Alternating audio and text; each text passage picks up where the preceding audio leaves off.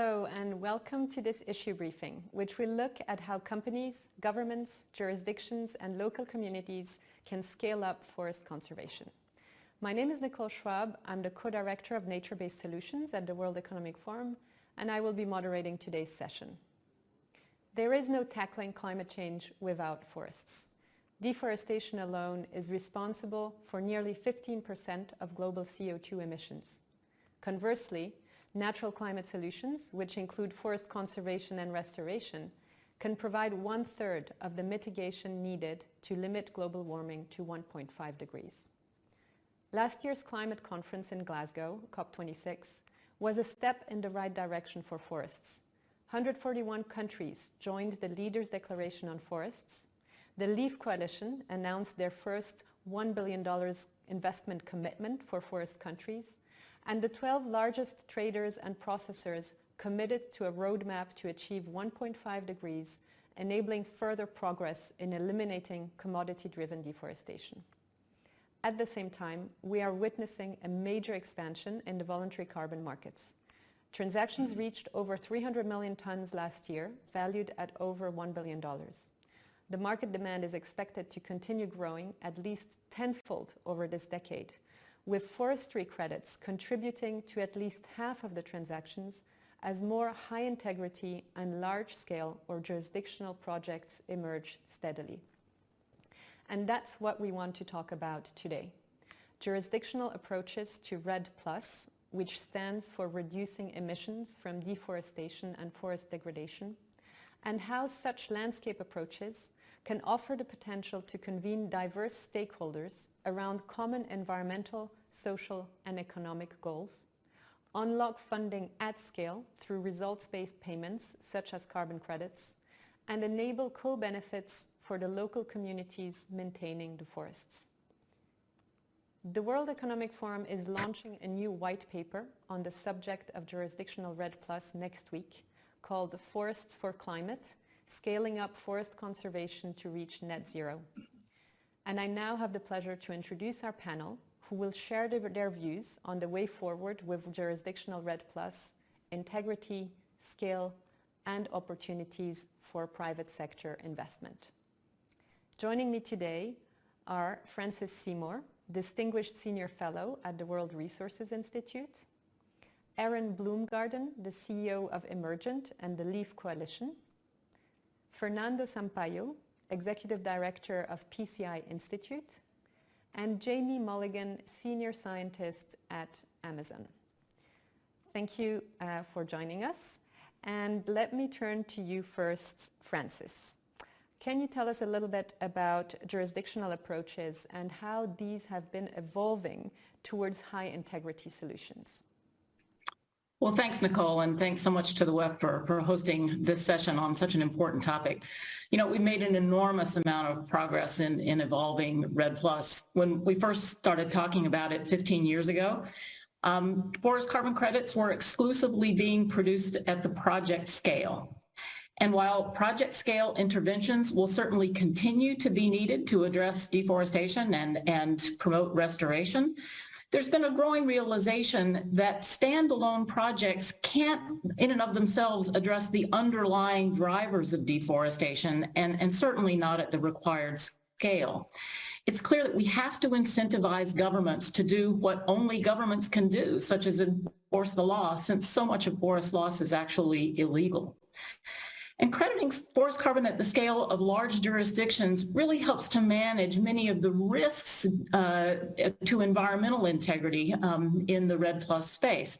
For example, assessing forest cover loss over a large-scale jurisdiction automatically addresses many different kinds of market shifting leakage, in other words, just displacing deforestation from one spot to another. And truing up the accounting at jurisdictional scale also helps us manage the risk of over-crediting of project scale interventions due to inflated baselines. And the good news is that since the Bali Conference of the Parties of the UNFCCC in 2007, forest countries have made an enormous amount of progress towards their ability to produce market-ready jurisdictional scale credits. The technology of measuring forest emissions has continued to improve, has had the ability of forest countries to use that information to target and address what's causing forest loss. We've also got improved methods to manage risks to environmental and social integrity, not least the acceptance of norms such as free, prior, and informed consent, and a recognition that we need not think about social integrity as just a do no harm agenda, but actually enlisting indigenous peoples and forest local communities as full partners in forest conservation who are entitled to a fair share of the benefits. And all of this learning is now embedded in the latest generation of standards, such as ART trees, which we can talk about later, that enable the independent verification of adherence to those standards and produce market-ready jurisdictional scale credits. Thank you, Frances. And if we move now a little bit to the investment side of this, you've been observing the space for a long time. And what trends do you see in terms of the forest-related investments? Well, let me talk about two different kinds of forest-related investments. I mean, and I'm not going to talk about the need to companies to invest in getting deforestation out of their own supply chains. I think that goes without saying. But I think one of the key points that I'd like to get across today is about the power of advanced demand signal and advanced purchase commitments for jurisdictional scale credits. Because, you know, for much of the history of REDD+, this kind of ex post payment, you know, as a form of investment in forest conservation has been provided through donor agencies out of development assistance funds. And in these programs, the price was usually fixed and frankly low in the perspective of the seller countries and non-negotiable. But the standards were somewhat flexible, as we were learning by doing. And pledges from those donor sources typically averaged about $1 billion a year, and payments were often slow to follow. But we're now at a moment of transition to market-based finance that's going to be enabled by this boom that we've seen in demand from the voluntary market over the last 18 months, which, as you mentioned, is a lot of that is composed of nature-based solutions and particularly forest carbon credits. In my role as the chair of the board of the Architecture for REDD+ transactions, I participated in the process of developing a new standard called TREES for jurisdictional scale REDD+ crediting, and it builds on all this body of experience from the bilateral and multilateral agreements that have been financed by donor funds. But it's designed to facilitate more business-like transactions with a clear prescriptive methodologies so that, you know, it's the standard is non-negotiable, but the price it can be flexible. And we're hopeful that this application of this kind of standard and independent verification can really build confidence in the market that can lead to a rapid buildup of demand for these credits that I think Erin will speak to. For now, companies can enter into forward purchase agreements for these kinds of credits. And when they do so, that provides a real incentive for governments to do what is often really politically difficult work of challenging the forces behind deforestation as usual, and can also incentivize them to engage more effectively with indigenous and local communities to recognize their rights and roles of leaders on the front lines of forest conservation. The second type of forest-related investment is the kind of upfront finance that's needed to actually produce these high-quality credits. Some of these are costs in actually investing in doing things in the landscape to produce emission reductions and removals, but others are the kinds of investments that are still needed in what we used to call REDD+ readiness, and in terms of, you know, developing capacity to engage in best practices for social integrity. And I think companies have a role to play in investing in those kinds of processes, but may need to channel their funds through independent third parties to manage the potential conflict of interest between their role in providing that support and their role as buyers of the resulting credits. And the good news is some new funds are being set up as we speak to serve exactly that function. Thank you, Frances. So let me turn to you, Erin, and let's also zoom out a little bit with my first question, which is really about how can carbon finance towards forests help mitigate climate change? Yeah. Thanks, Nicole. And also, before I start, let me thank the forum for hosting this and excited for the white paper. So the question is, how does carbon finance, or how can carbon finance help mitigate climate change? So in my view, Really the highest and best use of carbon finance is to solve big global challenges, right? And to do that, we need to address these challenges in a coordinated way that really move the needle on a climate wedge. And to do that, again, in my view, I think we need collective action to incentivize more capital flowing, to change incentives on the ground, to make nature worth more alive than dead, as we sometimes like to say. So to do this at scale, I think we need mechanisms, again, for collective action. There is not one NGO, there's not one company, there's not even a government that can do this alone. So we need a collective action response to get to this scale, to align public and private resources and get them moving in the same direction. And only then can we actually move the needle on mitigation in a meaningful time frame. We know we're in a climate emergency, we're in an extinction crisis, time is of the essence, we need to move far and we need to move fast. As you said initially, we know there is really no plausible pathway to the Paris Agreement temperature targets that does not involve protecting nature, and in particular, ending tropical deforestation within the next decade.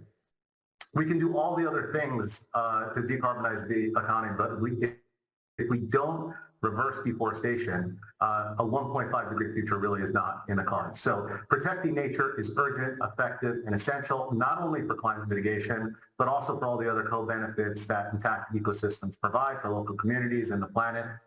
And there is also well-established scientific consensus that the urgent priority is really protecting tropical forests. Even above planting new trees, which is also important, but we really need to protect the forests that we have right now, because the world loses tropical forests at the rate of about 13.7 million hectares per year, equivalent to about a Central Park, the area the size of Central Park every 18 minutes. So carbon finance can provide an important mechanism for companies to compensate for the emissions outside their operations and their value chains as they work towards net zero. If all companies with science-based targets compensate even a portion of scope 1 to 3 emissions, they could in aggregate generate billions of dollars of financing for forest protection. So investment in high-quality jurisdictional red emission reduction credits represents, we think, one priority source of low-cost, high-integrity emission reduction credits. We think we need 1 billion tons per year in climate finance to protect the world's forests. We've been part of an initiative that's called for this, called the Green Gigaton Challenge, and we think jurisdictional scale action is really the way to do this. Thank you. And you're talking about collective action. So my next question is around LEAF and the LEAF Coalition. Can you tell us a little bit more about how that came about and what has been achieved so far? Sure. LEAF, which stands for lowering emissions by accelerating forest finance, is a collective action platform bringing together public and private actors. It was launched last year, Earth Day, at President Biden's White House Leader Summit on Climate, with founding participants including 3 governments, Norway, UK, US, and 9 leading companies, including Amazon, Bayer, Unilever, and others. And the goal of LEAF is to bring together public and private sector really to provide this collective action to reverse tropical deforestation at massive scale. It's, as far as we know, the world's largest public-private coalition focused on ending tropical deforestation. And what we intend to do is unlock and provide predictable, long-term, results-based finance for tropical forest countries to provide them with the incentive, the financial incentive, which hopefully translates to political will, to increase ambition to protect their forests. So in terms of progress, at COP26 last year in Glasgow, we announced that we had achieved our initial goal of raising $1 billion in funding commitments from a combination of governments and now over 20 corporate participants. And I want to make just one key point. So in order to participate, companies must meet strict integrity criteria. And I think this was one of the really important things about LEAF. What the carbon market has asked the supplier to meet high integrity criteria through third-party standards for a long time. What we need to do also is ensure that buyers are also meeting integrity criteria to ensure that the emission reduction credits are used just to cover residual emissions, and that these companies are doing all they can do to meet, within their own operations, to meet their net zero targets. So in terms of achievements to date, the coalition now includes 25 corporate participants. We're engaging with additional sovereign donors beyond UK, US, and Norway, and looking to bring on additional countries. In our first call for proposals from forest jurisdictions, we received 23 eligible proposals that we're working through right now. We've signed, on the supply side, we've signed letters of intent with 5 countries: Costa Rica, Ecuador, Ghana, Nepal, and Vietnam. And we've signed MOUs, memos of understanding, with the Interstate Consortium for the Legal Amazon, representing 8 Brazilian states, also Mexican states of Jalisco, Quintana Roo, and the province of Trapa, and also 4 other countries. And we're just beginning, right? We know this is just the beginning. $1 billion, of course, is a lot of funding in voluntary carbon markets. But again, as I said, we think we need a gigaton per year, which would be 10 billion a year. So we're just beginning, and we invite partnership and participation from other companies, other governments, and NGOs. Thank you very much, Aaron. Very exciting to see this progress in such a short time. So let's now turn to the corporate perspective. And let me turn to you, Jamie, as part also of the LEAF Coalition. Can you tell us more about Amazon's journey towards net zero? Yeah, happy to, and nice to be here. Well, Amazon's first priority, of course, is to drive down our own emissions within our value chain. And that's a difficult task, but we're making real progress in a number of areas. I'll share with you quickly. But Amazon has been for a number of years now the world's largest corporate buyer of renewable energy. We've ordered 100,000 electric delivery vans and are innovating in areas like bike and foot deliveries. We've already cut packaging waste per shipment by more than 1/3. And we're innovating in material science to create new low-carbon packaging materials. And we're putting low-carbon concrete into our buildings. We're buying sustainable aviation fuel. We're investing now in green hydrogen. I mean, the list goes on. But these investments take time to play out. And even when they do, they won't completely zero out all emissions. So that's the basis for engaging in climate mitigation outside of our value chain.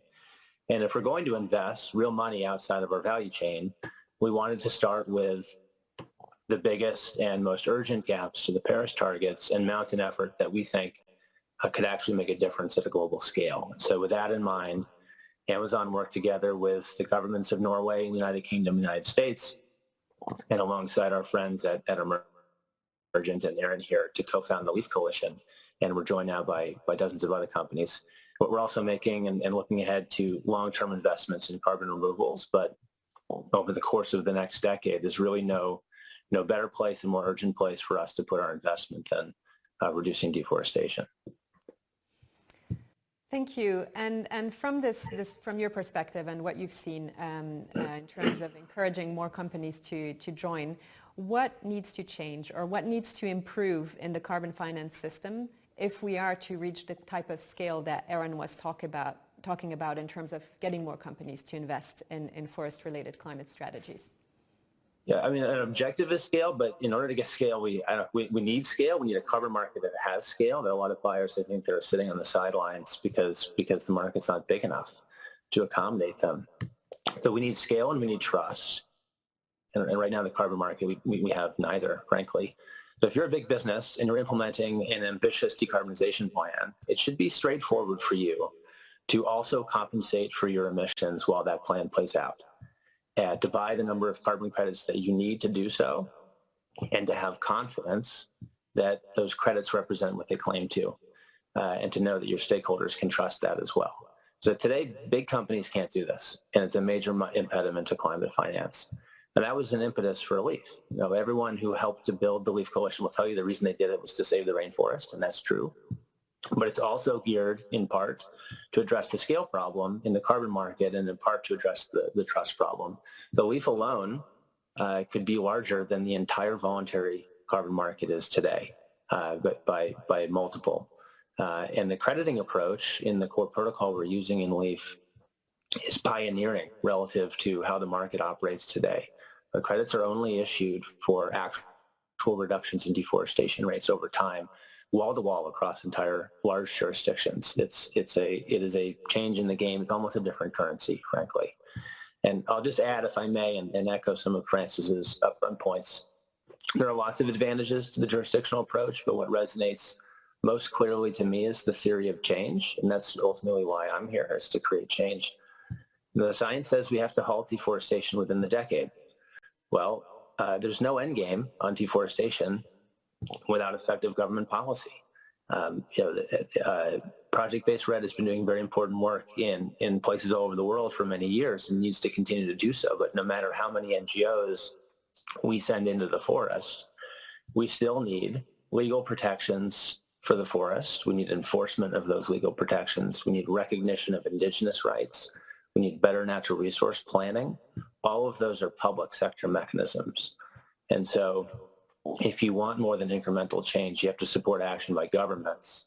And the governments in these regions tend to be low capacity. So if you want them to act in an enduring way, we need to bring capital. We need to bring a lot of capital. And that's why we helped co-found the LEAF Coalition. Thank you, Jamie. So talking about policy, let's turn now to Fernando and hear a little bit from the perspective of a forest country. So Fernando, what do you see happening in your jurisdiction that makes JREDD an attractive investment? Hi, Nicole. Well, thanks for the invitation to be here. So the first thing is about the scale that everyone is talking about. Look at the state of Mato Grosso. It's the largest commodity producing state in Brazil. It's about the size of Germany and France together, but we still have 60% of our territory in forests. So there's a lot of space here to produce more, but also to conserve these environmental assets that we have. But I think we see the carbon finance as a way to make this transition on the landscape to a sustainable development and low carbon development that we want. So the second thing is about ambition. We need to create the flow of investments to the landscapes and jurisdictions that are trying to do the right thing. And how do we know that they are trying to do the right thing? So we have the political will, and in spite of everything that you hear about Brazil, there's a lot of will at the subnational level. Mato Grosso is committed to net zero in 2035. The Produce, Conserve, Include strategy that I represent has a wide set of targets for sustainable production, for forest conservation, restoration, and inclusion of smallholders and indigenous communities. We have this governance that puts together the government, the civil society, the producers, and the private sector around these targets and the net zero commitments. So it's also about readiness. We have the governance. Mato Grosso has, since 2013, a REDD Plus regulation. We already have the Ready Early Movers program that is financed by Germany and co-financed by the United Kingdom working in Mato Grosso. We have the benefit sharing. We consulted all the indigenous people in the state to define priorities for this kind of investment. And we really see the carbon as the game changer, creating value for the standing forest. This is what we need to achieve all these targets of net zero and sustainable development. There's not only commitment and speeches, but Mato Grosso has taken a lot of action, especially on the deforestation. We have today the best monitoring system and deforestation control enforcement among all the legal Amazon states in Brazil. So there's a lot of effort being done, and we need the kind of incentive that's coming from carbon finance to continue the work that we are trying to do.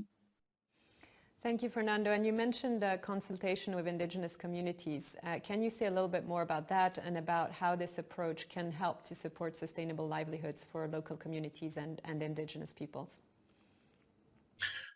Yeah, if we look at the state of Mato Grosso and we see where this population of traditional communities, the smallholders and indigenous people are concentrated, we still have a lot of forests there. We still have all these environmental assets, but these are also the regions inside Mato Grosso with the most vulnerable social and economic conditions. And that's where I believe that the carbon finance is the game changer, because we need to bring value and make sure that the low carbon development is not a condemnation to poverty. We have already working with the Right Livelihood program. We conducted the largest consultation process with indigenous ethnic groups in Mato Grosso. We have 43 different indigenous people in Mato Grosso in 75 territories, and they all participated in the definition of their priorities, what they need as investments. As we speak now, we are starting a 3-day dialogue with indigenous people in Mato Grosso to talk about our trees and emergent and leaf coalition. We are trying to bring this opportunity to support their territories, the supply chains that they are involved with, and to really boost forest-based economy on those regions that can support the livelihoods of these people and contribute to the state's sustainable development. Thank you very much, Fernando. We have a couple minutes left, so in closing, maybe Francis and Aaron, I want to ask you, because JRED, it's quite complex for a lot of people. They're trying to make sense of it. If you had one key takeaway message for a corporate watching us today, learning, thinking about how to invest in this, what would be your 30-second key takeaway to a corporate audience? Maybe Francis, turning to you first. I think I would just echo Jamie's point that, tropical deforestation is the key urgent priority for climate mitigation overall, not just because of the role of forests in the global carbon cycle, but because of all of the local sustainable development benefits, as well as, science showing that actually the global cooling effect of tropical forest is much more than just that generated through the carbon cycle. So for all kinds of reasons, we really need to incentivize protection of those forests. And the best way we know to do that is to move forward with crediting for carbon at jurisdictional scale to provide the governments of those jurisdictions with the value proposition they need in dealing with their domestic political economies to do the hard work of challenging the drivers of forest loss that are currently leading to the large rate of losses that we're seeing today. Yeah. The only thing I would add is, a lot of corporates have been involved in if they've been involved in carbon markets or carbon finance, they've probably been involved in projects. And I think there have been some very good projects, and some projects, I think, as Jamie said, projects have done some very good things on landscapes. But we're at a critical turning point in the fight against climate change and deforestation, frankly. And it's very hard to envision how we get to the scale and speed that we need with lots of little projects. So the only way to do that, in my view, is through a jurisdictional approach. We've got to move far and fast. And so if a corporate is interested in actually really joining an effort to help solve a global challenge, there's really no other solution than to move towards a jurisdictional approach. It's really about scale and speed and impact. Thank you very much. So I'd like to thank you all for your contributions and a very interesting panel discussion. And I'd also like to thank our viewers who tuned in today to listen to this session. And finally, in closing, if you're watching us today and you want to give your feedback, there's a QR code that's going to appear shortly. You can scan the QR code and answer the questions. And so thank you all. Stay tuned for the release of our report next week. And have a good rest of your day. Bye-bye. Thank you.